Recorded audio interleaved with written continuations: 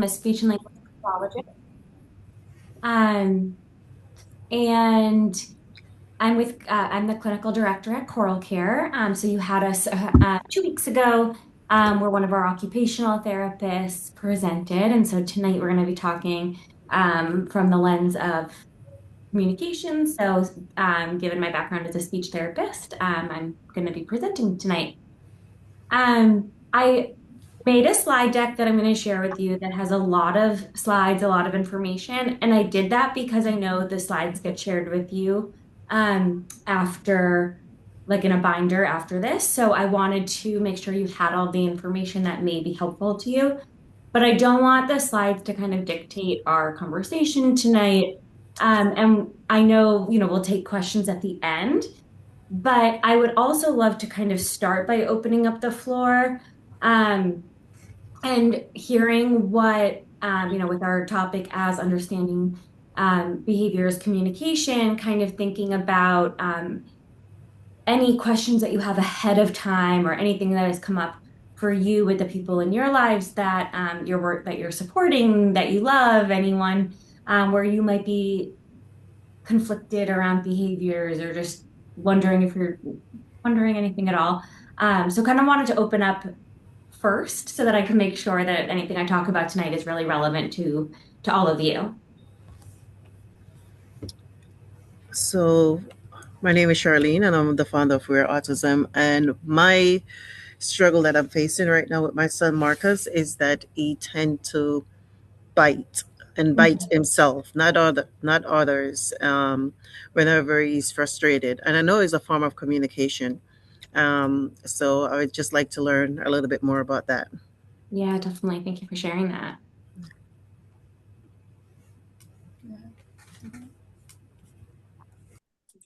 And then I'm Denise. I'm the sister of a brother on the spectrum. And behavior wise, I've noticed whenever we're in public, he'll cry for something and throw a tantrum. But then at home, I can tell him no and he accepts that. Mhm. So just trying to see what that's about, I guess. Yeah.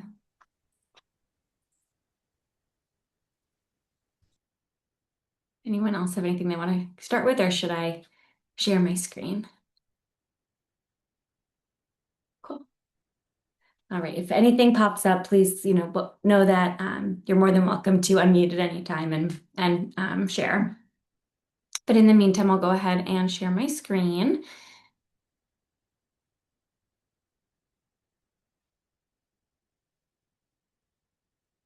Okay.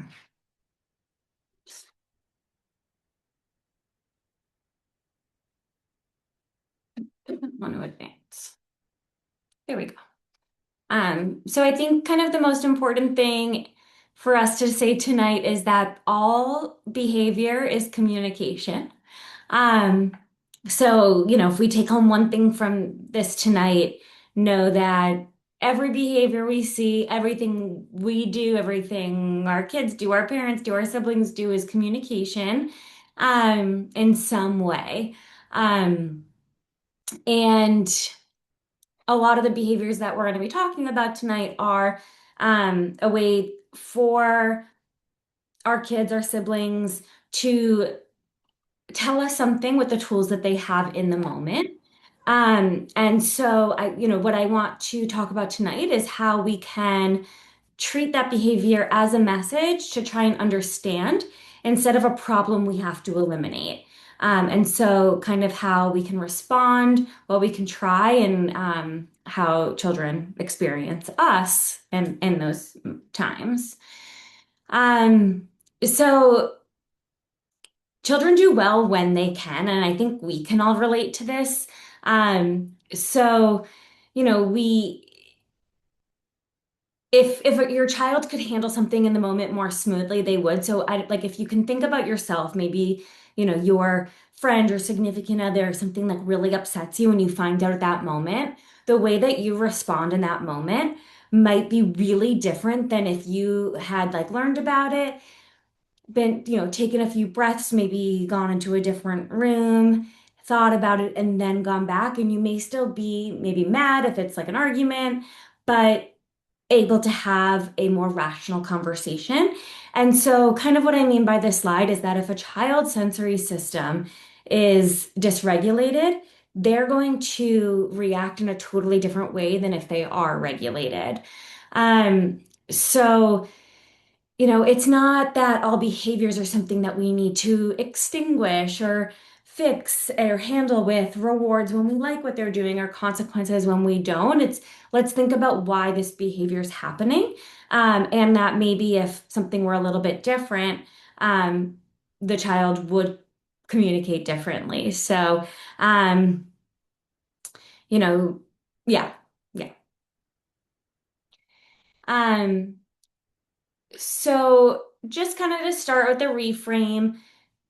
There's the same need, but we can think about it a little bit differently. So, the need could be like, I want that back, for example. And so, I hate to say typically developing child, nobody is typically developing, but just to kind of give it a label, a neurotypical child may say, maybe dad says, or maybe mom says no when they want something, and then they go to dad, right? And then where parents are like, I can't believe they did that, but also like, wow, how clever. They're learning kind of a little bit of negotiation skills here. They're learning a little bit of manipulation here. Um, but maybe an autistic child might cry until the iPad reappears. And I think that autistic kids are more quickly labeled as something like manipulative. Whereas maybe a neurotypical child it's like, well, they're still going to get in trouble for this in a different way, but like how clever versus how manipulative. You tell a child no, um, then you might kind of like see kids testing limits, rolling their eyes. Um, and that's how a parent might react versus um, saying a child is being non-compliant or defiant. And then maybe something like a notice me, be with me, mommy, mommy, mommy. I feel like, a lot of parents hear that all the time. And as a parent, we might be like, oh, like, okay, I see you. Wow, you jumped in the pool again. Whereas with an autistic child, I think we're really quick to be like, oh, they're attention seeking, or they're, again, being non-compliant if they throw a toy, but like maybe that's their way of saying, look at me, give me some attention. So I think that sometimes because there's so much therapy for the autistic children that we're working with, um, we start to pathologize a lot of what we see instead of just saying like some of this is just super developmentally appropriate. So what I was talking about before, where we have to think about what's going on with our systems before we can respond appropriately. I really like the iceberg example because underneath us, right? So, like, what's going on underneath the water here, the bottom of the iceberg, versus what we see. So, we're seeing the hitting, the running, the refusing, screaming, and shutting down. Um, when underneath it, maybe there's sensory overwhelm, maybe there's pain, anxiety. So, um, this is just kind of like a visual to help us understand. So, um, I had, this is actually really similar, Denise, to your brother. Um,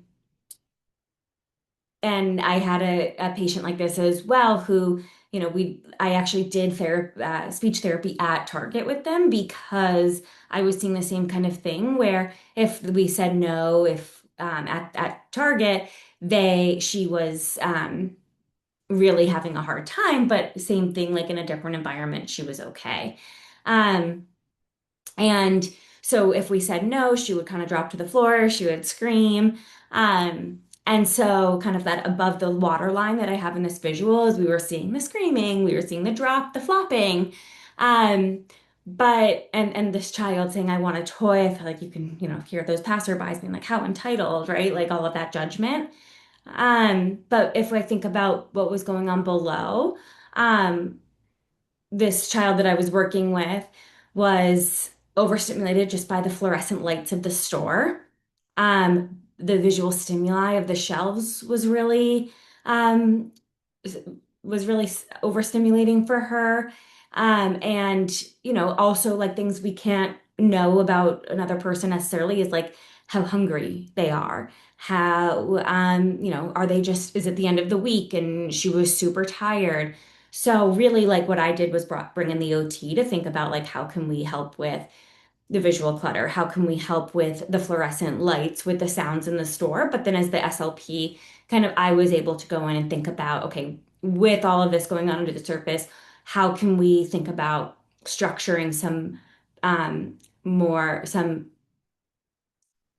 more appropriate, I'm going to call it communication strategies for this child to say, whether it's I'm ready to go home or like I'm feeling upset right now or, you know, I'm disappointed, some language that helps them to advocate for their feelings. Um, and it's kind of like when everything's underneath that surface there, not having someone say no to the toy is kind of that last straw. And so their expectation is that they're going to get this, they really want it, and then we say no, and it's like, I've had it, I can't handle anything else, and that's, the tip of the iceberg. That's what we call it. Um, so, Linda, I just want to say that Janet put a comment in the chat. Okay. oh, thank you so much.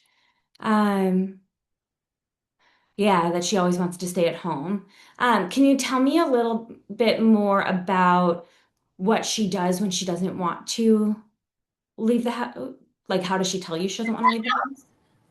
Yeah, she usually when we are out, like for example for 4th of July we went to our friend house, and when she was seeing the people she said, no, I want to go home, I don't want to stay here, I want to run away, I don't want to stay here. And then so we talked to her, we said you can go to a quiet room in the house. Hmm. And then so we calm her down, and then we send her to a quiet room. But usually every time, to every place, she doesn't want to go, she want to stay home. Yeah. It's a little. Yeah. Have you asked her like, is it too loud? Is it that there's something at home that makes you feel more comfortable? Is there like a transition item from home that would help?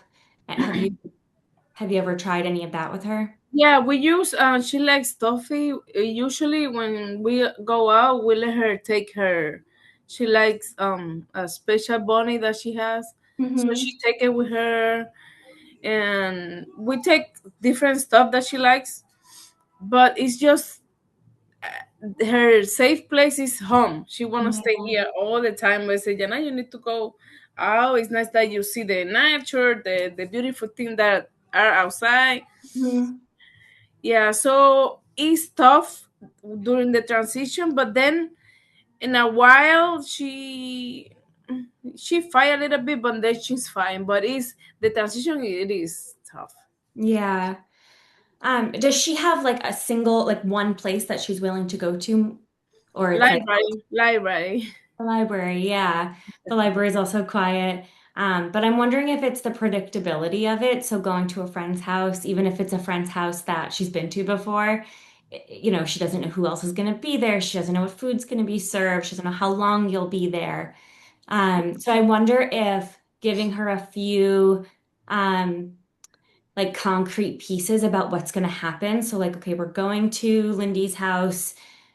These people will be there. We're going to stay for 2 hours. And while we're there, we're going to watch a movie and eat popcorn. And then we're going to go home and giving her a little bit of control.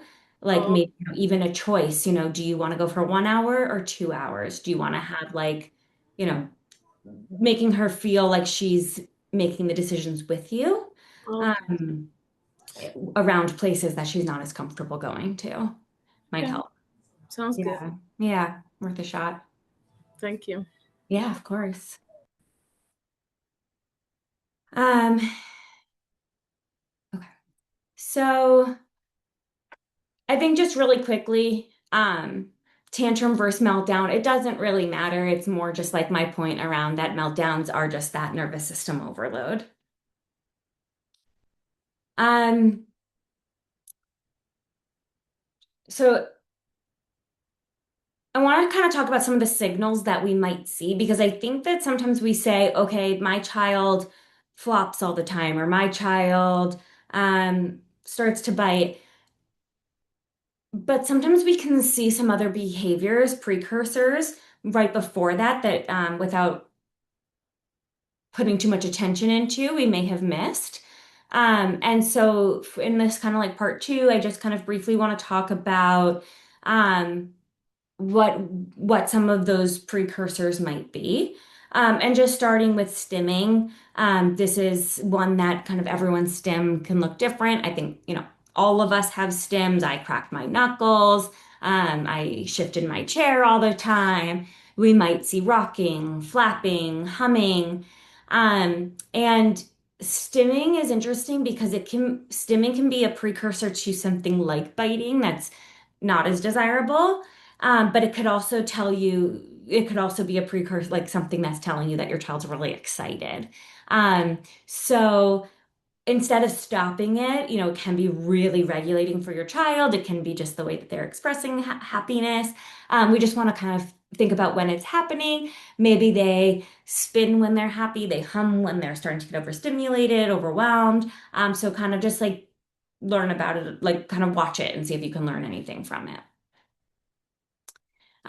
For something like I know that some kids can have stims that are self-injurious, things like biting their hand, hitting on the head. That's when we need to figure out why they're doing that. So of course, like that's communication. It could be saying, "I really like that input on my hand." It could be saying, "I'm angry." But if it's something that is um, dangerous. I would definitely, if you have access to an OT, work with your OT to figure out a safer alternative. We don't want to extinguish something that's safe, but if it's unsafe, we can help kids to tell us why they're seeking that out and something else to do instead. Um, And kind of part of that with stimming is that everything is communication and all communication counts. So words, of course, are the easiest way for people to understand what communication is. That's the way that we are communicating right now. But the other ways we can communicate, AAC devices, that could be something that's on an iPad. High tech is what we call that. That could be a switch, or low tech.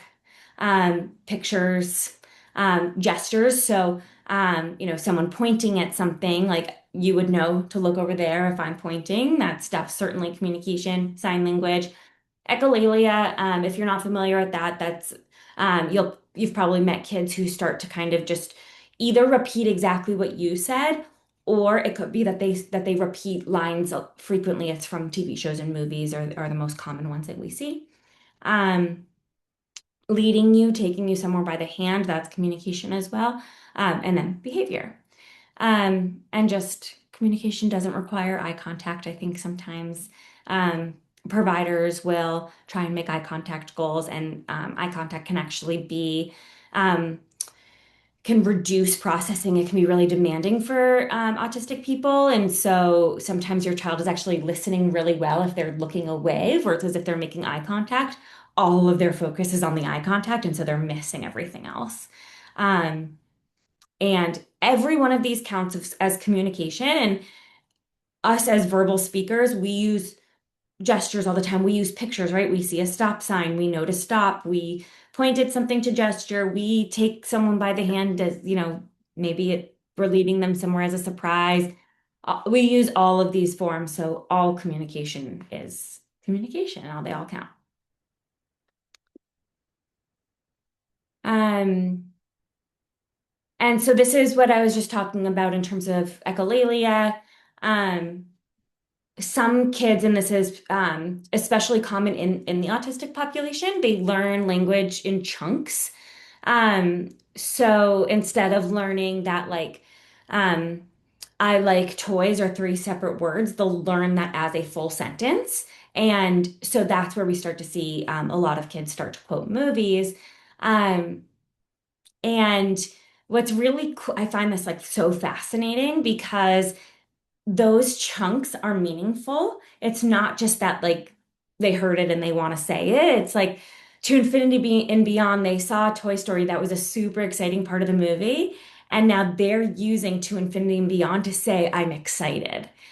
So these are still meaningful, and so maybe your child is, or the whomever you see is using some of these chunks right before we see some of those more challenging behaviors. And so it's kind of interesting to think like, hey, am I hearing that every time or something similar? Or am I hearing them like quote a really anxiety rousing part of a movie or a show or something like that? So it's pretty fascinating if you start to kind of think about where these come from.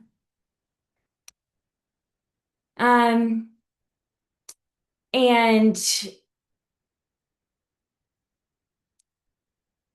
ensuring that when you're teaching communication, that we move to teaching kids more than just I want. And I know a lot of this isn't about like the behavior piece, but I just want to think about how we are supporting our kids with communication so that we can avoid more of the super challenging behaviors. So that's kind of why I'm covering this now. I think PECs can be like a really common um, support for kids, and I just there's so much more to like taking a card and passing it to someone to say I want iPad, I want goldfish. If we're really limiting kids in learning that I don't have to hold your hand or pass you something every time I'm trying to tell you something, right? I can just say um, look at that and you will look. I can just point, and point, or I can say help and you'll turn around and find out why I'm helping. And so there shouldn't be a requirement that a child pulls something off of a book or a board and hands it to somebody else, and that those are most often requests. So we're just thinking about giving kids things like that hurts. I'm scared, and how that when kids have that access, um, it will better support them and in expressing those things maybe in a place like Target where that child that I was working with she is someone who has oral speech, but in a place like Target, when her bottom of the iceberg was getting full, she couldn't find the words. And so we made her a low tech board that said things like, I need a break, I need my headphones, kind of giving her some of those strategies. She didn't need a high tech AAC system, but instead of just on that having toy, it had really important phrases for her to advocate for herself and her needs, but also, and things like, look at that, so that she could show us. And I feel sad, right? Like, totally reasonable that she wanted the toy and didn't get it. So providing kids with kind of that backup strategy for when they can't find their words. For kids who are primarily AAC users, I always program like a little button that's kind of like my quick words that has these phrases in there as well that are really, they can use either it's their chunks or it's just words like help, that hurts, I'm scared, that they can use across environments um, and get to them quickly. And then this, I just broke down core words versus the nouns because I think you may hear your speech therapist say these words if you're working with an SLP. So just to kind of give you a sense of what these are, your core words are like if you think about trying to tell a friend that, one thing about your day today. So if I was going to say like, I had chicken for dinner, I could share that with a friend using core words a lot more easily than if I was just like chicken, table, like it would be a lot harder than just nouns. So just to, if you hear those words, that's what that means. And then just again, as I said before, being a detective, not a judge. So what happened right before, what was that antecedent? There's almost always patterns. What was the environment like? So, was it really noisy, bright? Were there a lot of people around? Did they need a snack? Or are they super tired that day? What changed? Or sometimes we see something when it's about to change, or just what might my child be telling me. I think we can learn from our kids like every single day and from the people around us. My daughter, this is just making me think, like my daughter this morning, I had promised her, my daughter loves the book The Gruffalo, and my son is terrified of it. So we found that you can see The Gruffalo on Amazon Prime. You can like, they have the movie. Or it's like a 20-minute movie kind of thing. And we found it last night and she was begging to watch it. And so I told her in the morning she could watch it when her brother had left for daycare, but he was too scared and we couldn't watch it last night. And so this morning, as my son was getting ready to leave, my daughter came up to me and she was like, "Can I watch the Gruffalo?" And my son, of course, got upset that he was going to daycare and wasn't going to get to watch like this special morning TV. Um, and so he was about to leave. It's with my husband. And so I was like, no, like trying to be silly, but like, no, you can't watch it. And she got so worked up. But then I was like, no, I was just kidding so that, Beckett wouldn't want to stay at the house. He would get in the car and not have a challenge with that transition. And then she like understood. But then 2 minutes later, not even, she started having these like big feelings about she missed her dad and she missed her brother, and really like sobbing because they had left. And and maybe I could have said, okay, like she really misses them and how cute, but also I was able to kind of be a detective and think like she got really worked up because I told her no about the TV. And last night I had promised her she could watch it. And it was like she needed a place to put those feelings. And so, kind of that whole story is just to say, like, what was about to change, what changed. Like, this is, um, sometimes we have to be that detective to think about, like, this isn't about what's happening here. This isn't about, us being at a friend's house or us being at school, whatever it is. It's maybe about, like, they know that after school today, this big thing is happening, or even it's over the weekend. So, yeah, just being a detective. And then, what to do. This is the part that I really want to get to, the most important part. So let's talk about what to do when communication is failing. We're seeing some of those behaviors that are really challenging. So the number one thing we need to do is to regulate, so help our kids feel safe. Then we relate so that we can make them feel safe, and then we can reason with them. But we can't reason with them until 1 and 2 are taken care of. Um, so things like a lot of us, I think so many of us were raised with like, use your words. We don't do that. And not doing that isn't permissive.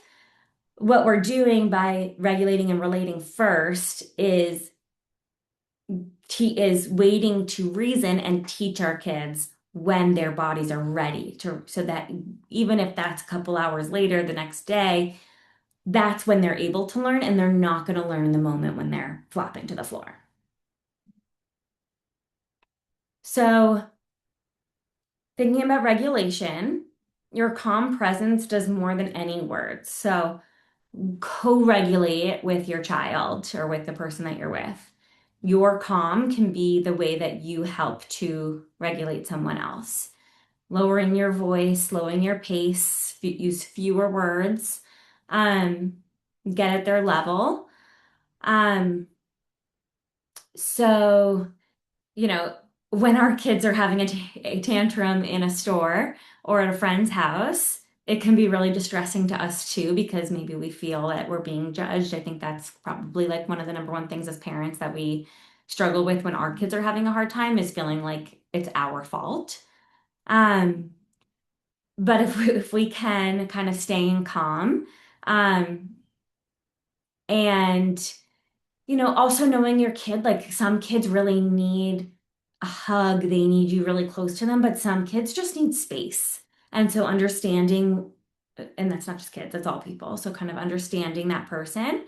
Um, and so, you know, if I'm thinking about like leaving the house, I can be like, hey, get your shoes on, we're late. If you don't, each sentence, if you don't get your shoes on, well, you'll never go to the pool party, the pool club again. I don't know, we don't have a pool club, just that came to mind. Um, and that's when I think about that sentence, that's just like another demand on the child's system with each thing we're saying, like, put your shoes on, we're late, so much pressure. Um, Instead, I could get down at my kid's level and I can say, shoes are tricky, and that's it. Not help, nothing else, or like stopping, like maybe they're not putting their shoes on because they're playing or because something else, they're kind of in their own mind, but kind of like getting at their level and just a couple of words or no words and just kind of like hold the shoe out. And so just dropping any of those like urgent commands and demands. Obviously, sometimes we are in a rush, and so I don't mean to say that like all of our lives we can live at this slower pace, but when we can, it can really help our kids to then get to that regulated place. Um, but I think sometimes we think that like placing all of these demands can slow things down, but almost always it actually helps us to be faster. So, if your child is, um, you know, um,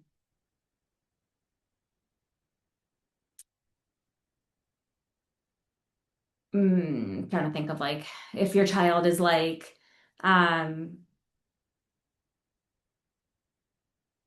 really like not listening, or if they're doing something like pinching, getting down on their level calmly and then saying like, I liked like squeezing is nice, and then instead showing them like I can squeeze my hands or hand like I if you had a fidget in the moment, like having something else they can pinch, replacing it, but in that like really calm instead of like we don't do that. Just feels like ooh, a little bit too much. So the strongest strategy is a full connection tank. So again, your child is borrowing your calm. That's the whole point. And so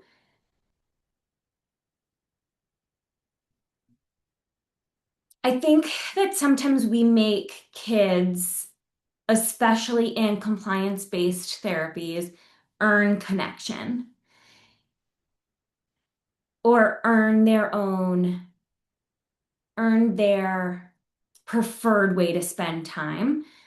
But if we think about letting your child take the lead, but in like a controlled way, it can really change everything. Um, so we also want to think about like your child may be like maybe they see that when they flop to the floor, they get a ton of attention, right? And what they're craving is that connection. And so I'm going to flop to the floor, and that's my way of saying, Dad, look at me. Dad, pay attention to me. So if we can give them connection at other times and not just when they escalate, then we're less likely to see the flopping for connection. Um, so I know, last time one of the big themes we talked about when we were here was bonding and how, we as parents are our child's like we are their advocate, we are their therapist who's responsible for the carryover all of the time and all of these things. And, you guys are taking this series of classes so that you can learn better skills for doing this. But where does that leave time to like just bond? And that was, I think one of like, so that was one of the biggest things we talked about. We spent a lot of time on that. And so I really wanted to talk about these 10 minutes. Yeah, Janet, go ahead.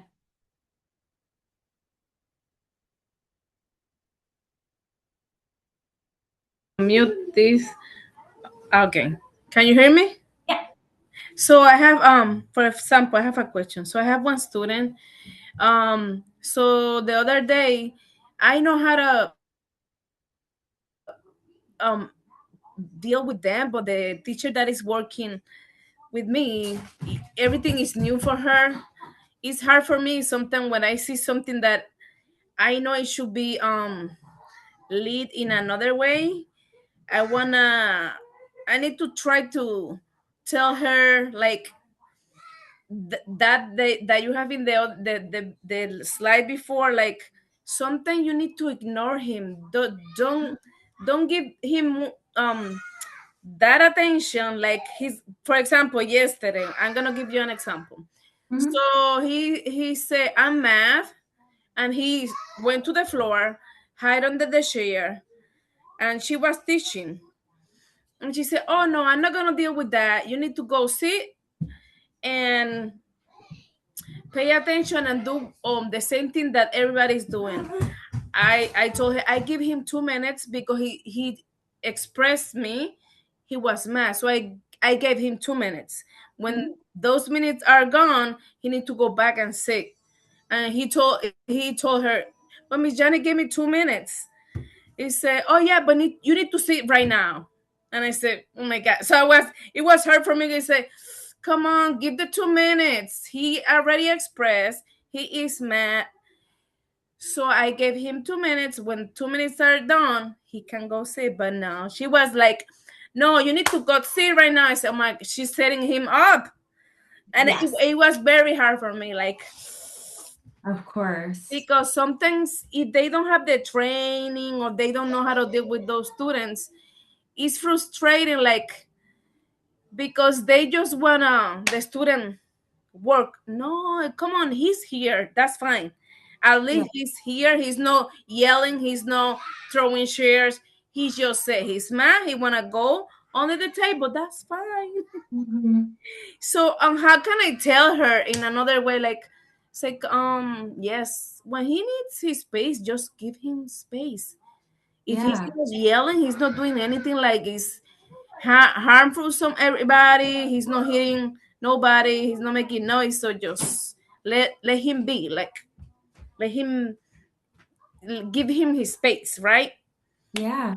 Yeah. I think I would tell her almost exactly this, like what kind of what you've seen working with him, that if we don't give him his space, what behaviors you do see. So if he does throw chairs when you don't give him those 2 minutes, kind of tell her that like you've been working with him, you've noticed this, and we need to respect autonomy and that he's advocating for himself, saying, I need time, and that we can say, you know, you have math and right now we will give you 2 minutes, and then it is, you are in school, you're a student, you're here to learn, so we're going to do math, but thank you for telling us you need some time here, 2 minutes to yourself. Mm-hmm. So um because I don't know, this is new for me, they're using this it's like a recorder, little square that you yeah. can, it's like a walkie-talkie or recorder, I don't know what it is. And he messaged mom and said, mommy, I love you. And then it turns like a light. This is the first time that I see it, but I think it's helpful, but the thing, he wants to use that all the time. So what Mhm. I told the teacher is, so I don't think it's wrong that he's using that because it is helping him. Yeah, He's feeling calm. So what you need to tell mommy, and like she need to talk to him about a specific time that he can listen the message, not all the time, because it's interfering with the event, with the class, and everybody's watching him using that. It's not appropriate. of course. Yeah. I And think I like think setting a time, right? just like you would, any other student who like maybe has a cell phone in school.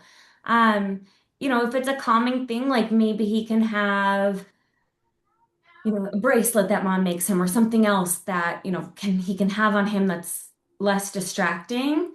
And then know that like maybe make him a visual schedule. Like, we do math, we do, we're going to do read a book, then we get our Message. Uh-huh. message, then we do this, then we do that, then we get the message so that he knows, I don't know if he can tell time. If he can, maybe you Yeah, say at okay. 10 o'clock you can use it, and then at 1 o'clock you can use it, and let him know like exactly when to expect it so that it's not this like, I don't know when I'm getting this back. I need this. We might um it's like a new thing when you go to concerts that they now put your cell phone into like little bags that you can't open until you leave and somebody has to open it for you.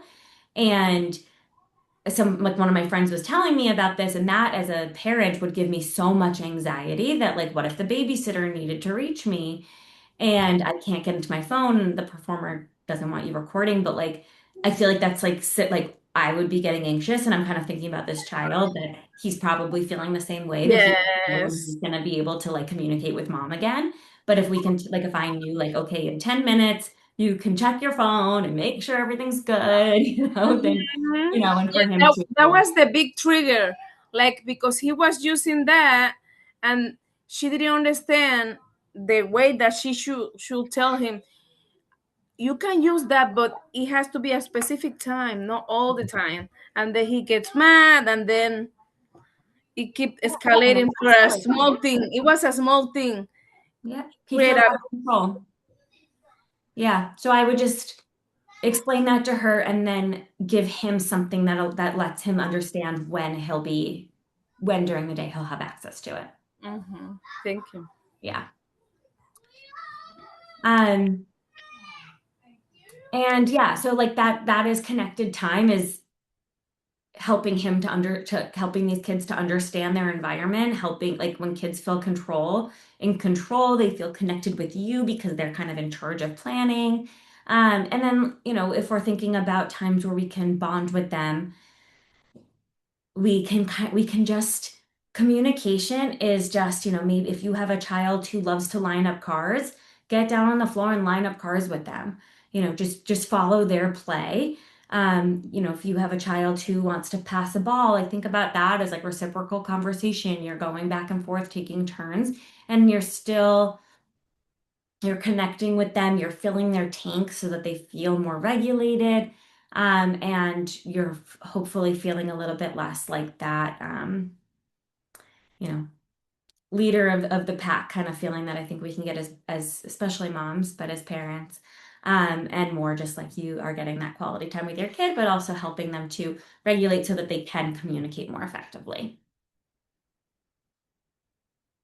Um, so here are just, some ways that you can enter their world and connect with them. So following their lead, learning their passion, um, side by side, so shared silence, joining in their stim, narrating, don't quiz. So, not like, what color is that? But instead like, wow, that red car went fast.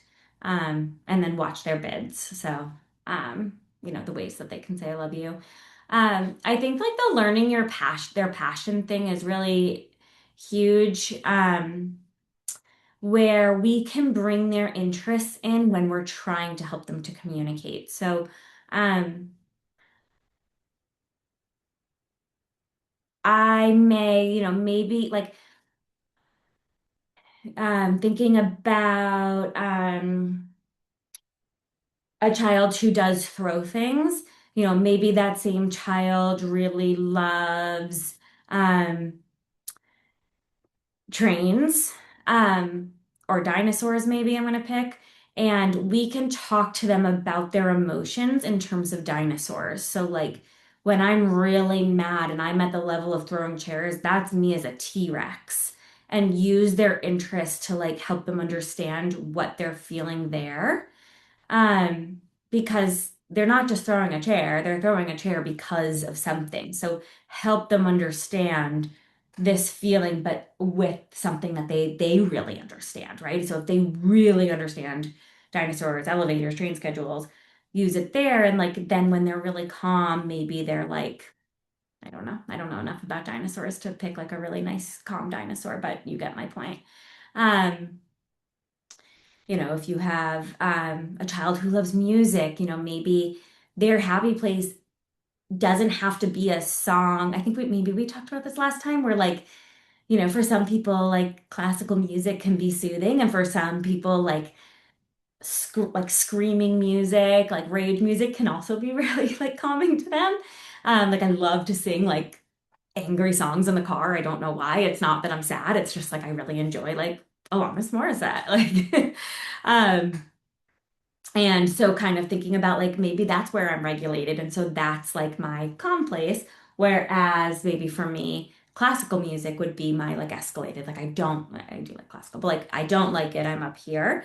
There is a website called Autism Level Up, and they have some really awesome, there's like I think a SpongeBob one. There's I don't know, but there's some like great examples of like levels that aren't just like I feel like you see a lot of like green, red, yellow, like zones of regulation, and these instead it can like really help your kids to relate a little bit more and to help again when they don't have maybe the words to say how they're feeling or if they're scripting and maybe somebody else who doesn't know them as well doesn't understand that what they're saying means I'm starting to escalate. Having something that your child can like quickly relate to because they are so passionate about it, to help people understand, like, hey, I'm getting up here right now and I need a break. Or else I'm going to flop to the ground, throw a chair, bite, those kinds of things. Um, so yeah. Um, and yeah, we talked about this, but again, some of these slides I just wanted on here for reference later. Um, so when we can see some of those signs that our kids are going to start to have the behaviors that we don't want to see, it's really important to think about prevention over reaction. So, um, that this is all kind of going back to that previous slide that talked about how they're not going to learn in the moment when they're already escalated. So we want to think about how can we prevent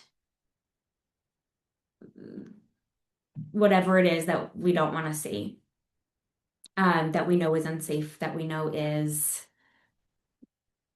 whatever it is. So, things like, if we go somewhere noisy, having headphones available, sunglasses, if it's, the fluorescent lights. We know that so many companies have started, not enough, but started making clothes that don't have the same number of seams and tags. And also talking with your kids about an exit plan. So letting them know, both for you, and that'll allow you to feel calm to know, like, okay, here's my exit plan if this happens, but for your child, like, okay, right now, your child has some way to maybe tell you whether it's the antecedents that we're kind of, we're starting to see them fidget a little bit more. We're seeing that, we're hearing that stim, letting them know that, like, somehow tell me when you get here and here is the exit and we're going to do that. Or here is, math will be over, whatever that activity is. And I think sometimes we also talk about like we don't want kids to like use this as an escape, but sometimes the escape isn't just because they don't like the activity, there's a reason for it. So if we can think about like preventing all of this, that will help us better understand. Maybe it is a true escape, but maybe a lot of the time it's not. And so we want to prevent that before they try and do this. Um, Lowering demands, spacing out demands, and then just offering choices gives kids that feeling of control. Um, and then predictability. So, giving them a preview of what's to come, whether that's a social story, a visual schedule, just talking them. Maybe you have a kid who's just all they want to know is just hear you say what's going to happen over and over again. Um, and visual supports, we'll talk about that in a minute. And then just making sure all the basics are checked off. Hunger, sleep, pain, maybe they're getting sick. We can't always tell when someone's having any of these needs, but I think as adults we all get hangry. We don't realize how hungry we were. We say they're basic needs, but like they're hard to meet sometimes too. But like just kind of thinking about them before we go into a situation, and just we're changing the environment not because we're giving in, but because we're engineering to better support the kids that we're with. So thinking about visuals, as I said, sometimes when we are overstimulated, it is really hard to use communication. all of us experience it where it's really hard to find your words, where we shut down, whether we're nervous or angry or excited. There are times when it can be really hard to find your words. Um, so visuals are something that's really consistent, and a lot of research actually shows that autistic people process what they see far more reliably than what they hear. And I think some of that is like speech is fast and then it disappears. It's said differently every single time, whereas a visual stays consistent every single time and it doesn't disappear in the same way. Um, so schedules, it can be clip art, it can be photos, it can be your drawings, your child drawings. It doesn't have to be anything fancy. It can be just the major, it doesn't have to be, every single piece of the day. It can just be like 2 to 3 major things that are going to happen that day. And including, some of their demands, some of the things that you're going to kind of demand, but also some of those more preferred things. So like, it's not that they're earning it, it's just that this is coming. So, we're going to do 2 minutes of free play. Next on the schedule is math. Next on the schedule is that recording for mom. Then next on the schedule is something else. You can, have a portable copy. You can keep it in one consistent place. Of course, and, I should have mentioned, you can also, of course, use text if you have readers. Um, First, then information is also really great. So first we do math, then you get your whatever it is. That can be really helpful as well. That's kind of previewing. Um, and then social stories. So what happens in what order? You can talk about what it's going to sound like, smell like, feel like. Um, and then you can also include what the child can do. So it can sound noisy. You can say I need my headphones. You can say let's go home. You can say I need a break. So giving them the language when they're regulated, right? So this is the teaching moment, so that later when they are feeling a bit escalated, they have these strategies that were already kind of like given to them ahead of time. When they lose their words, they're not going to start flopping to the floor. They're going to hopefully remember back to their social story and use something there, or use, their visuals that say stop, no, those kinds of things. And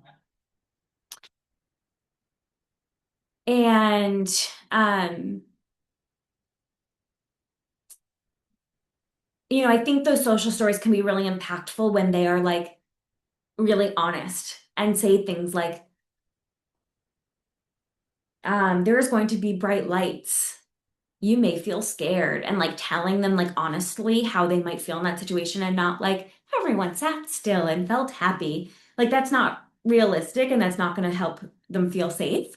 So giving them like, yeah, you may not like this and that's okay. And then it will be over. Um, you know, you're going to the dentist, you're going to sit in a big chair. It will lean back slowly. There's going to be a tooth cleaner that makes a loud sound. It may tickle. It may, um, it will take like relate it. Like the appointment will take about as long as an episode of Bluey. Um, I can bring my headphones and my weighted blanket. If I need a break, and give them a strategy. If I need a break, I can sign break. I can raise my hand, something that's non-verbal that they can use. Some sort of sign, and then respect that, right? So if they raise their hand, everyone backs up, you take that break. When we're done, mom and I can go get ice cream, something like that.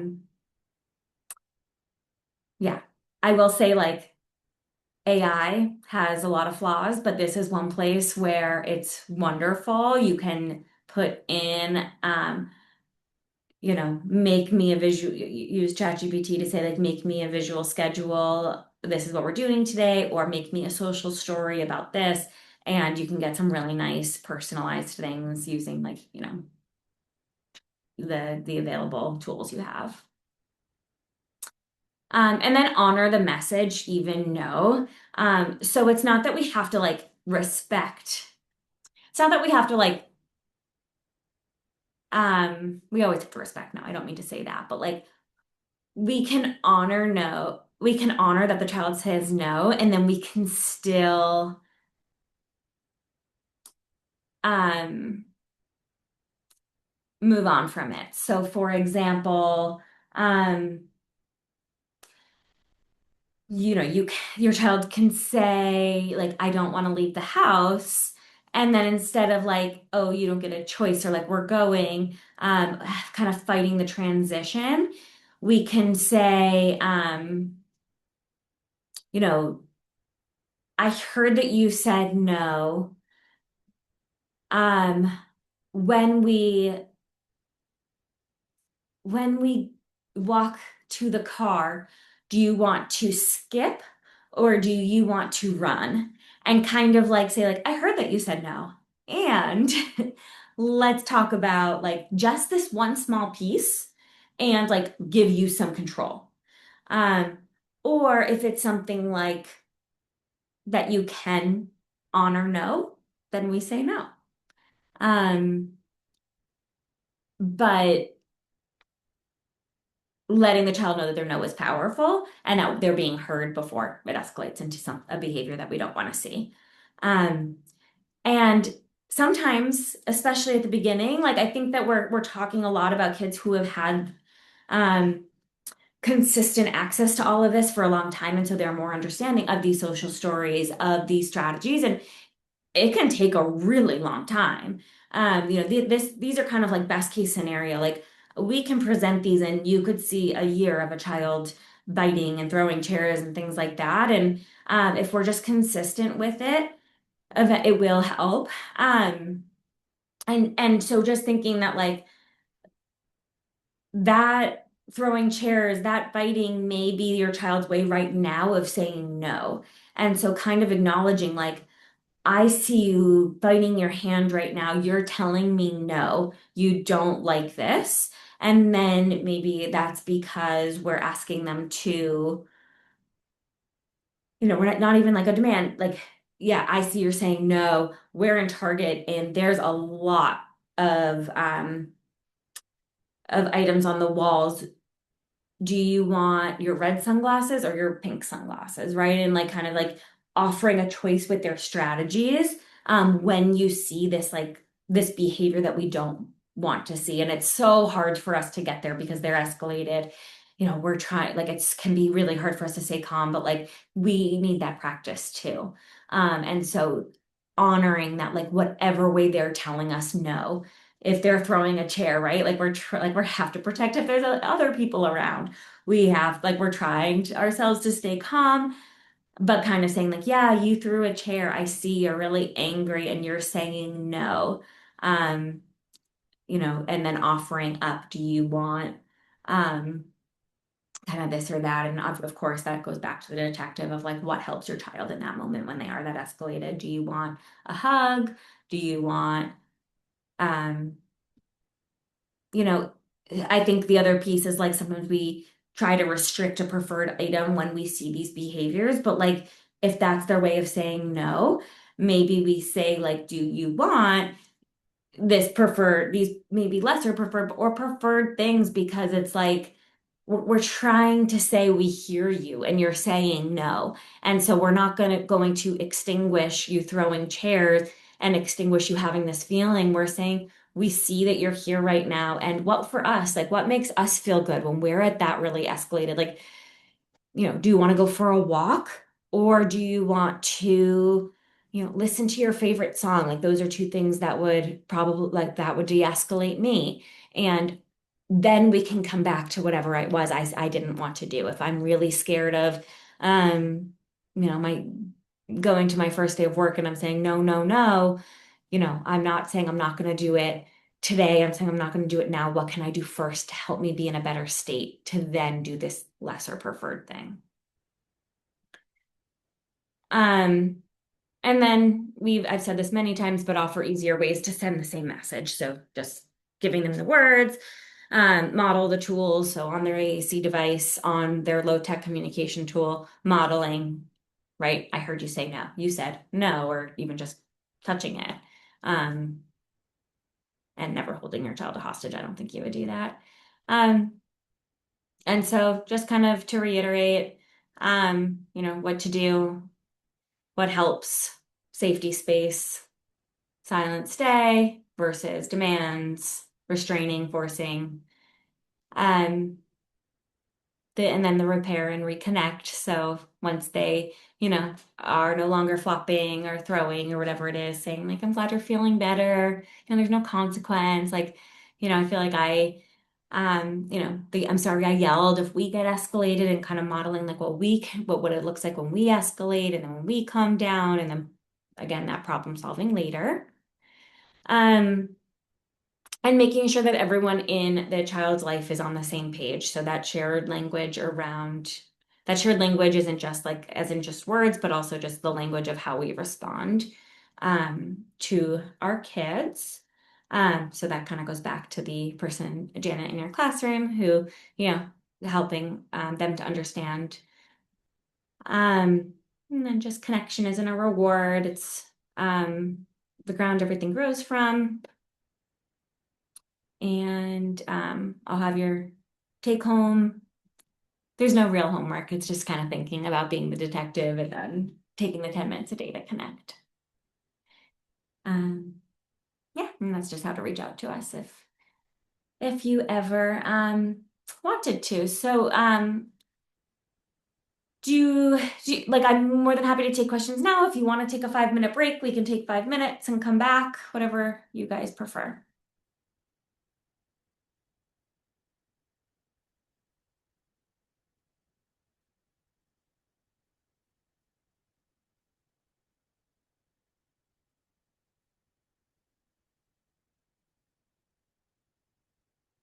Does anyone have? Okay. 1 second. So, Sensory Arbor, they send me 2 headbands to give out for this Ooh. week's session. And what's so cool about it is actually there's speakers in it, so you charge it. So there's one for a boy and one for a girl. They're tiny, but if anyone wants one, let me know. Okay.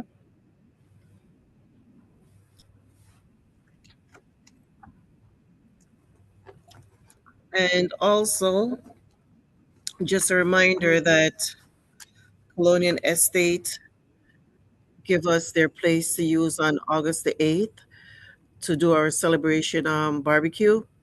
So it's not just for anyone that joined the session. If you want like your family to come, it's a day of like just celebration. They're doing tons of different activities there. And UMass Amherst, the bilingual department, they're doing a sensory room for the kids that are on the spectrum. So you don't have to worry about who's going to watch your kids. They're going to put together different activities for the kids so the parents could actually go out and enjoy the day. So the first half of the day is going to be outdoor, where there's different activities, um, different vendors, and then the second half is going to be where the parents get certificate for participation, even if it's just one class. You come, we will definitely acknowledge the time that you take out of your day to attend that class. Janet, do you have a question?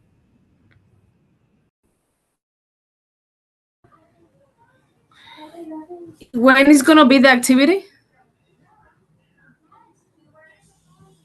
Hello? I'm sorry, I cannot hear Yeah, when is gonna be the activity? you. Can you hear me now? Sorry, go ahead. When is gonna be the activity?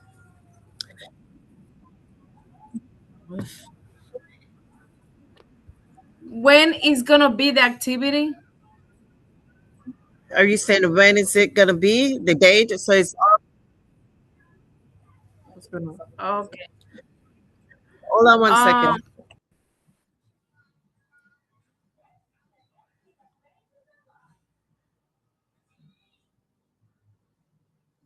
Can you hear me now? Yes. Yeah, sorry I could hear you. You couldn't really hear me. So it's August the 8th, and it's Oh. Colonial Estate from 1 to 5 p.m. Okay. One. You Yeah, gonna send a reminder by email? I'm gonna send out the reminder by email. And again, it's not just for us. We have the place, and so might as well utilize it. And they're offering all their activity for us free of charge. And we have UMass that's coming out to do sensory activities with the kids. So they say they're gonna be in charge of making sure the kids are highly occupied for that day. And I've gone to the place. The place is huge. They have a big outdoor. Um, Lewis, he showed me like tons of different activities that we could do. Don't quote me on any of them. I know some of them include water. I know some is basketball, thugger rope or where you pull the rope. Um, they have the inside the banquet hall where we set up and we set it up where we could have our little ceremony in there. They have outdoor where they have two grills where they say we could do our barbecue out there as well. So it's definitely a day where we don't have to feel shy away from like wanting to go out with our kids because again, this is for our kids and this is for family that have kids that are on the spectrum. So I'm hoping that we could really take advantage of this opportunity and just have a really nice day to come out and just have some fun.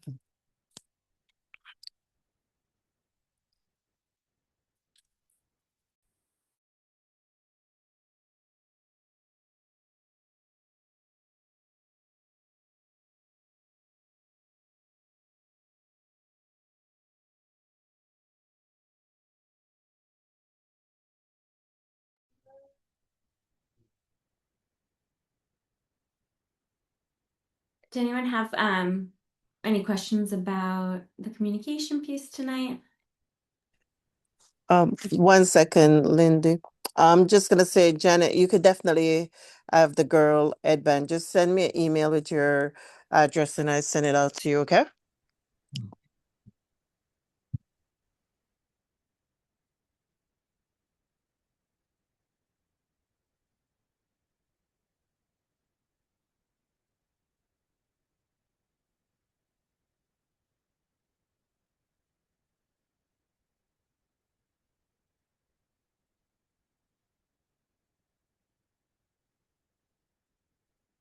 So if there's no question, Lindy, you did say you're gonna send me out the PowerPoints so I Yeah. could add. Yep. Um, I will be giving out the binders at the day of the event, so it would be prepared for any parents that want to get a copy of it. And Yanira, this is such a good point. She said, "Thank you, Lindy, for the information." Um, what I found to be the hard part is to become the parent that your child needs, and it may not look like with what you did with another child or how someone else parents their child. Taking the time to invest in my child's interest really helped my family, and I think that's such a wonderful, wonderful point. That every single kid is different, and every kid has different needs. Every adult has different needs, and so learning what your child needs that you can um, provide the best supports for them is so personalized, and it's yeah, so great. Such a great point. I have a question. Hello? Yes. Um, so I'm listening in and I love the idea of, letting our children know like what to expect in advance. And I love the way how you talked about, if a child does something like throw something, the way how we correct them. But I think, I listen to everything. Everything sounds positive. Is there ever a time where you reprimand um our kids with autism, or like what does that look like? Because everything sounds positive and perhaps that's the way to go. Again, I'm just here for educational purpose, but is there ever a time where you'll say stop? No. um yeah. Yeah, I mean, there's going to be, regardless of whether your child is autistic or has another diagnosis or is neurotypical, the parenting experts who say that, the gentle parenting and we never say no, and or it's not that you don't say no, but it's like you don't do the timeout and things like that. But like kids are kids, kids need to learn boundaries, kids need to learn what they can and cannot do. And sometimes what we see kids do is purely because they're 6 years old, and not because of something that's, I mean, sure, everything everybody does, behavior, as I said, all behavior is communication, but like we have to teach, like it's our responsibility as adults to teach kids those boundaries. And so, and so I think that like like for me personally, like I do timeout with my kids, but there are a lot of parents who are like, I would never do timeout. I know, like I didn't do, alone timeout until I knew my kids were safe enough to go into timeout alone. Now I'll put them in their bedrooms. So I think it depends on like your personal feelings around that. But also, but like I don't think for just because someone is autistic versus not, we should say like, okay, we shouldn't ever, you know do a timeout, or we shouldn't ever um say no. I think a lot of what I presented tonight is kind of that like perfect situation, which can't be the case all the time. And so sure, like you have to know your own kid. Every kid is different. And so if, in your classroom, like you may know that like some of what you're seeing is more because sometimes it's like the other kids' reactions, right? Like you may see a kid throw a chair because they like the reaction from the other kids. It's the same way, like, you have a class clown, like they're acting up because they're getting attention. Um, and so, you kind of just thinking about like, how would I respond if my child wasn't autistic in a safe way? And so I think like, yeah, like there's going to be times where you have to say no and you have to pull out other strategies. Okay. Yeah, because I was listening and I said everything does sound positive, but when is the appropriate time, or is there ever an appropriate time because they have these disabilities, the different disabilities? Yeah, and I so I was think just that's where like curious. you have to think about the safety piece maybe a little bit more. Um, but yeah, I mean, I think it's, I'm presenting from a place of like, if this were like a perfect world, here's how we could do it. Yeah. Okay. Well, thank you. Yeah, great question.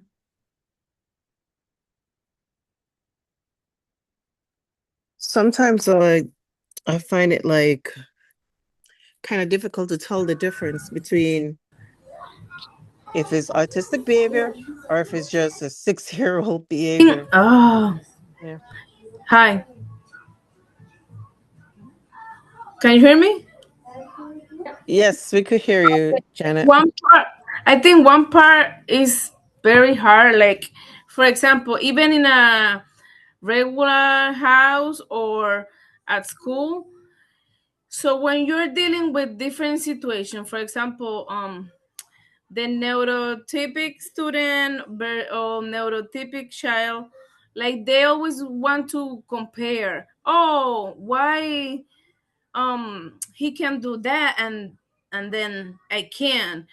Um, so it's hard, like because I think it's very important, like when we are in every place that we are, we explain the other part. Like for example, so we are doing this a little different because they have different needs. Everybody have different needs. For example, I don't want to put like a label like, oh no, because he has this. I think because I always explain like because everybody is different, Mhm. but it's hard for example in a classroom when you have a big population and it's only one child, like okay, you can have, for example, you can have 2 minutes sitting on the floor when he's having a tantrum, but the other students they want to do the same thing, and it's kind of tough. Like I really I understand, but it's hard for the other population. I don't know if you understand what I'm trying to say. Yeah. Yeah. What I have done in the past is I'll bring in either like you know, like I'll try and like either bring in a specialist or like I'll just do it myself. I mean, as an SLP, I can do it, but like, I've seen like other teachers do it themselves to just talk about how everybody's different, like exactly what you're saying, but like I kind of call it out. So like I'll talk about someone who might need those like 2 minutes on the floor and why they get that, and some of like the behaviors we may see them do, like humming or hand flapping, things like that, and then talk about like almost like look at some of the neurotypical kids in that class and kind of don't call them out by name, obviously, but say something like, and some of us chew gum, and some of us, like I was kind of using myself as an example, like crack their knuckles a lot or like wiggle their pencil, or I'm sure like maybe there are some kids in the class who have like the band for like swinging their legs. Like I feel like there's a lot of like nice like sensory strategies for neurotypical kids in schools now too. And kind of like explain why everyone does that. You can talk through like the communication piece, like how some people speak um, Spanish and some people speak English, but if we point at something, everyone looks like we all understand that shared thing. And so kind of talk about like what's shared between us, what's different between even neurotypical people, and that can and then kind of talk, so that can help. And then you can say like, and so like one person may flop their hands, one person may flop to the floor, one person may use AAC, one person may use um sign language, and just kind of talk about like all sorts of different things we see with people. Yeah. Hatham, do you have a question? Or do you just have your hand up?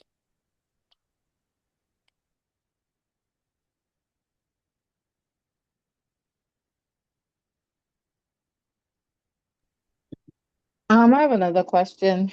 Just listening to that previous question that was asked. Yeah.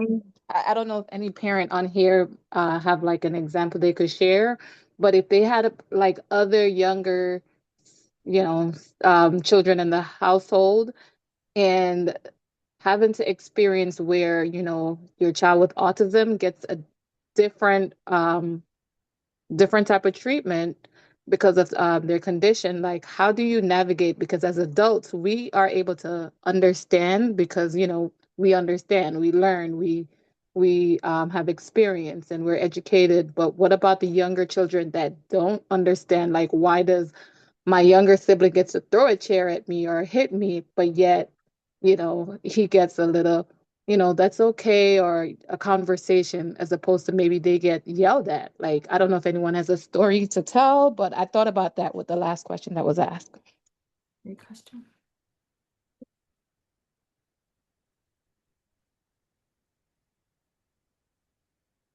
And if not, it was just So, a thought as I listened in. so for me, I told my two young girls early on about like Marcus stenosis. So it's not necessarily meaning that Marcus get special treatment, is that Marcus' way of communication is completely different. For example, you can't necessarily yell at Marcus because he's sensitive to noise. So if you're supposed to scream at him, then that's going to escalate the situation. So which is not fair for another child to get yelled at. But at the same time, you don't want it go from one level to another. Um, I think by telling siblings, like explaining to them, like, listen, your loved one is on the spectrum. and they understand what that means. I think that is just a little bit better. I want to say better because again, they're kids, and I know like Reese and Morgan ask me all the time, like if Marcus asks us something, more likely he's gonna get a yes than if they ask. Mhm. Unfortunately, your yes is not that guaranteed depending on what they're asking for, you know? So no, no, I get it. It's hard, Karen. I could say that much. I guess you got to play it by the situation, what the situation is really about, and take it from there. There's no direct answer on it. Denise, would you say that it's similar to like explaining to an older child why maybe their younger sibling might get something like, um, I feel like a lot of us will just use like the, oh, he's two, of like he doesn't know any better.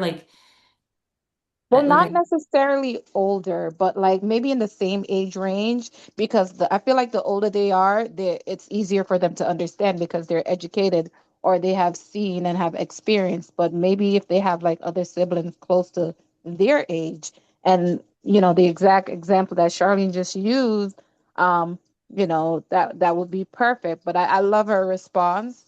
Um, but like she said, it's still challenging because they're younger. So yeah. Um, something I've seen, and this isn't siblings, and you just pointed out that there's going to be a whole topic coming up on ASD and siblings. But something I've seen in the schools is like everyone gets a picture of a brain, and of course this depends on the age of the child, but like you can talk about with the kids about like what works for them, what doesn't, and whether they color things, use stickers, and just talk about how every brain is different and then kind of use that to relate back to like, yeah, like I can't yell at this child because they react differently. When I hear that noise, what are things that like make you react like you're scared, in a scared way, and put that on the brain and like a scary part. And I've seen that in like some classrooms. I don't know if that would work for siblings, but I've seen that.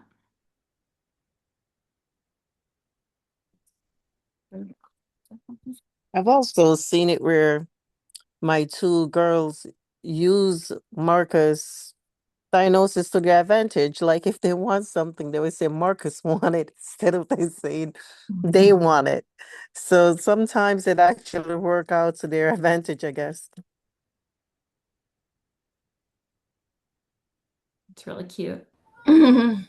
I have for example, when my daughter she doesn't want to go out and it's like a crowd place or so we offer her okay you can go to a quiet place and you can play a game but she wants to stay alone so we let her play games in the phone or whatever when we are there like we can have our time too so it's not like I like the technology because I'm gonna be honest for me that's is not good for kids but sometimes it's necessary like for us to have a little like a family time and I feel bad because people think oh she's letting her stay over there without talking with other kids but so I learned like you gotta forget about what people think is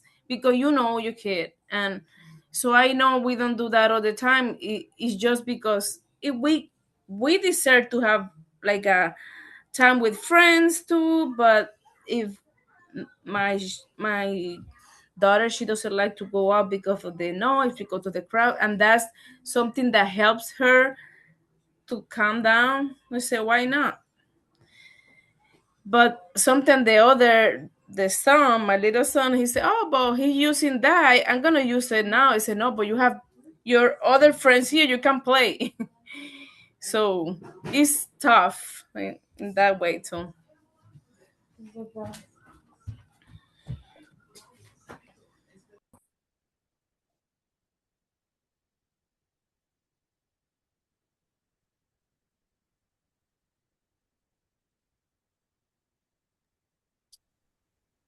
Janet, I definitely understand what you're saying because it goes back to where it said don't judge what you don't know, because sometimes like even just to be able to get the house clean or do anything, having like markers be on Canva on the computer, that made me able to accomplish that task. So yeah, we don't want to keep our kids on technology, but at the same time, if that's their preferred item and that's what keep them calm and that's what allow us to get tasks done, what are we as parents supposed to do?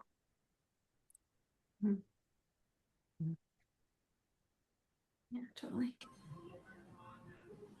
Yeah, another thing, I'm a little, I think I'm wrong in this area. Like, but I usually talk to her like, so like we are everybody's different. That's why, but I don't use the word. I don't want to use you are this or you have this. I think you thinking in a different way.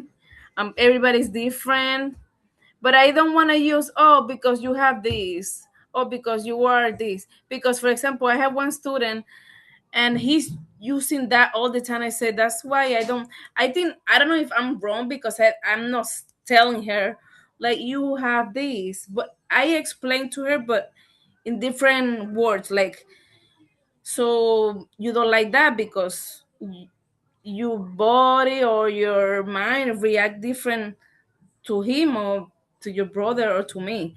So because everybody think in different way.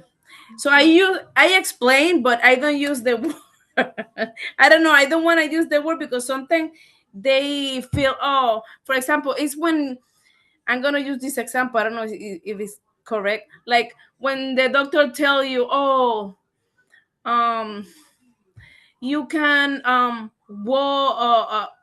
you have arthritis, and then even you have the pain before but you keep going, but something you say oh you have arthritis, no I'm not gonna do that because of my arthritis. I don't know if you understand, like something when you know something your brain is tricky. It's gonna say oh no you can do that because you arthritis, or I don't know, like is so I don't know if Yeah. I'm wrong because I didn't say her you have this. I already explained, but like you think different. You maybe you like this because of that. But I didn't I know she knows, but for me to tell you have this, I don't know. I don't like it. I'm wrong. Maybe I need help. Like, what do you think about?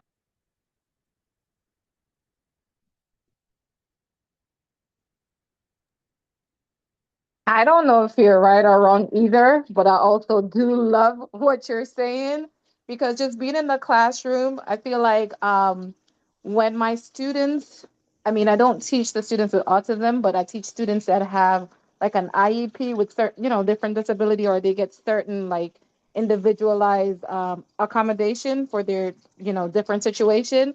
But I feel like those students that knows their IEP like to the T, like that's how they limit themselves, because I know this is what I'm bound to, whereas there's some students that don't know the extent of the details, and I tend to see more from students that will do more than half of the assignment or just push themselves. So I don't know if you're right or wrong, but I can definitely relate with that right there. So yeah. I don't think you need to say you're doing it this way because of this. It's like some people like pink, some people like blue, right? It's the everyone's brain is different. Everyone has preferences for different reasons. It's not because of a diagnosis or because of a this. Some things are just the way that we're made, and so you don't have to always provide a label that, yeah, like I love that, we may not do that because we have arthritis, when really it could feel great.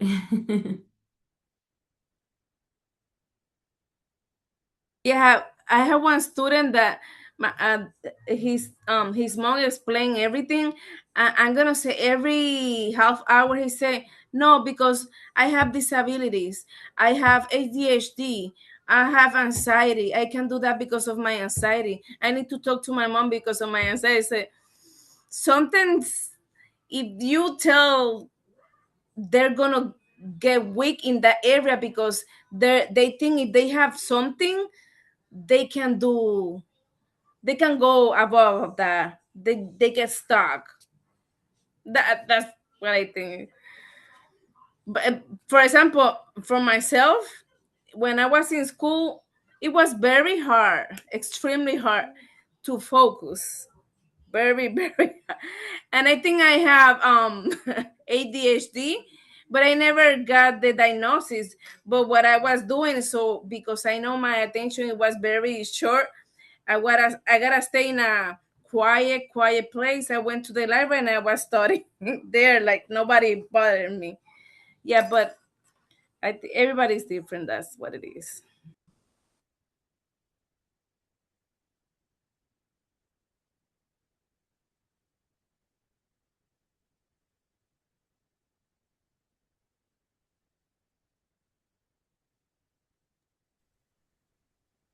And then Yanira had put in the chat, how old is she? I find that no matter how much I didn't want to put a label on my child, he felt different. Him knowing gave him a starting point to understand why he had challenges. Now you ask him at 18 and he considers his autism his strength.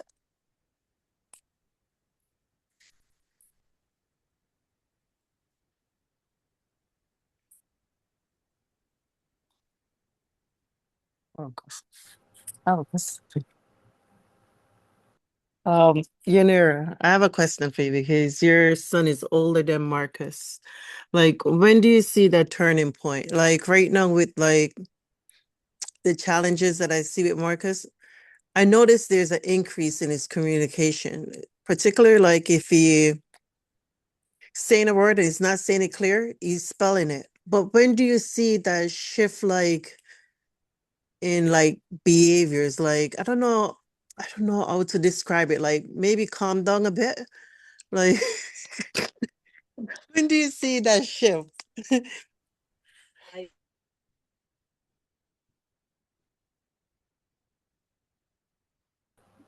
Hi. No?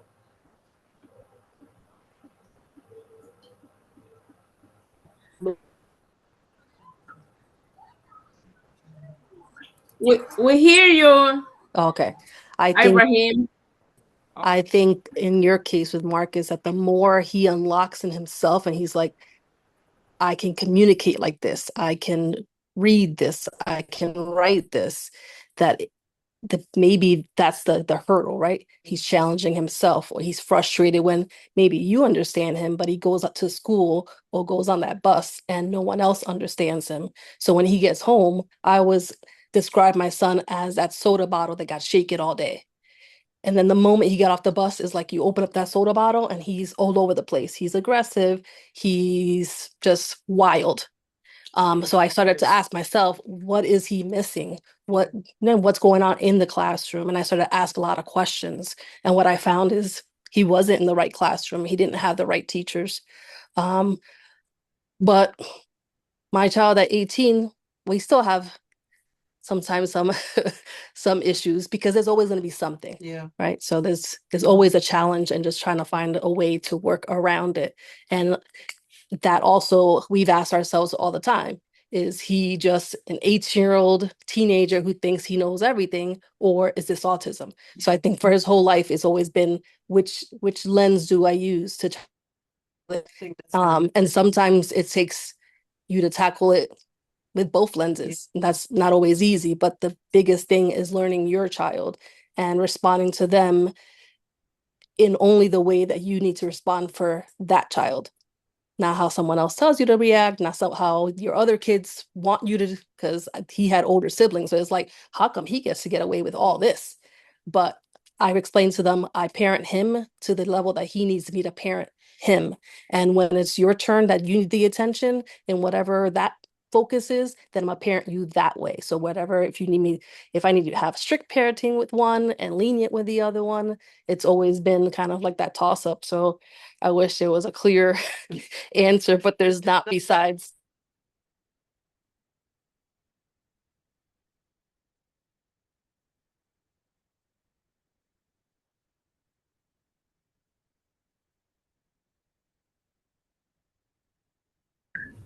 Um, okay.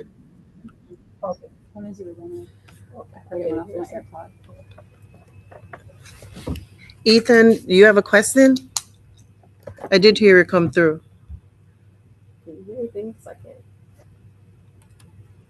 Can you hear May? me? Yes.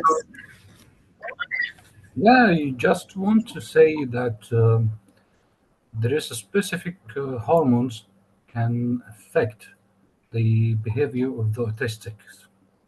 I'm autistic myself, and I want to tell that sometimes dopamine, adrenaline, and oxytocin and testosterone for males is, giving them some problems.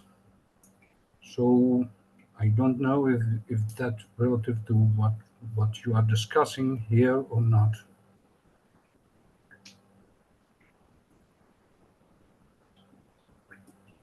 That's all what I want to say.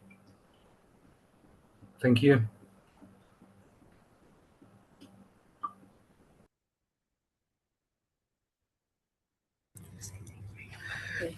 Thanks, Ethan. As you know, I always appreciate your feedback and your opinion. Thank you for sharing.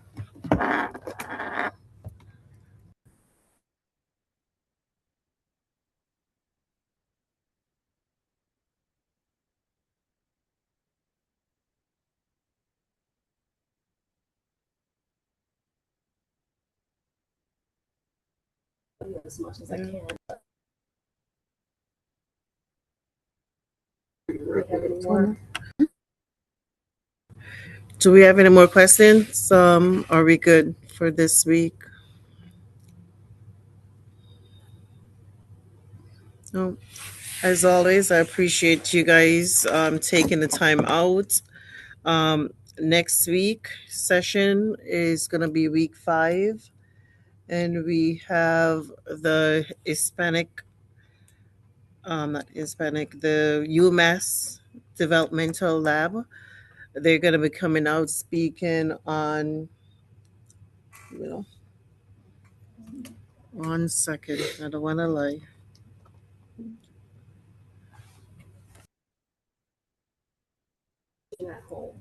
Supporting communication at home. So this goes really good with this week topic because, as we said, communication is also behavior is a form of communication. So I think these 2 weeks really concrete on different behaviors and challenges that we're facing and how it is tied to communication. Um, so I thank you guys so much for coming on. And as usual, I will send out this recording via email. And at the end with the celebration, I would give out the training binder. All right. Thank you guys so much. Thanks for having me. Of course. Thank you. Thanks again. Appreciate it.